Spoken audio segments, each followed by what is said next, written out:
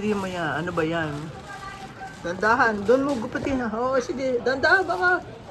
Oh, dandahan. Oh. Ano ba yan?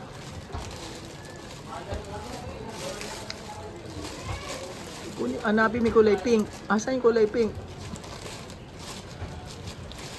Oh. Ano ba yan? Ano tawag dyan? Kapote. Oh, sukatin mo nga. Oh, yung puti sa ate apan mo. Yung itim sa ate kay Nadine. Oh, sige, sukat mo nga. Aka na yung pink. So, sukat mo.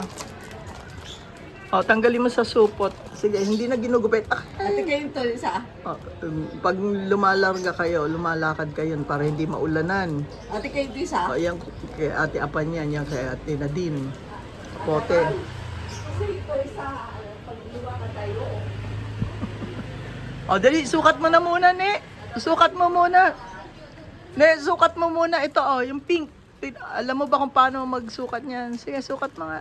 Buksan mo. Ayan, merong hindi ginugupit. Ayan, lapit mo rito. Ayan, may butones. Ayan, tinatanggal ang butones. Aka na ka. Aka na ka. Hindi, yan, ito lang, nakadikit lang. Ito, nakadikit lang siya. Nakadikit lang. Oh. Sige mo nga, sikapin mo. Pag nagmo-motor kayo ng kuya mo, diba? Tignan mo nga kung kakasya yan. Dapat kasya. Oh. Diyan. So, sukat mo nga. Oo, sukat mo nga. Sukat mo nga. Sukat mo nga. Oh. Oh, sukat mo nga. Oh, bubutonis mo. Tapos lalagay mo sa ulo. Lalagay mo sa ulo. Yung sa ulo, yung lalagay sa ulo. Yeah, para hindi mabasa. Oh, asan ka na nga? Aka na, ayusin ko. Lapit dito. Oh. Dito. Halika. Oh, makikit.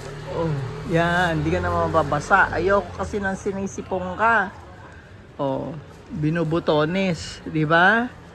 Okay na yan. Binubutones lang na ganon. Di ganon. Ganon butones. O yan. Overlap. Oh.